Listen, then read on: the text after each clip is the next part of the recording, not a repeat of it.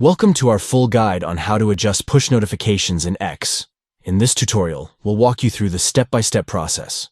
Let's get started. To begin, open the X app on your Android device. Look for the app's icon and tap on it to launch the application. Next, locate your profile picture at the top left corner of the screen. Tap on it to access your account settings. Now you'll see the Setting and Support option. Tap on it to proceed.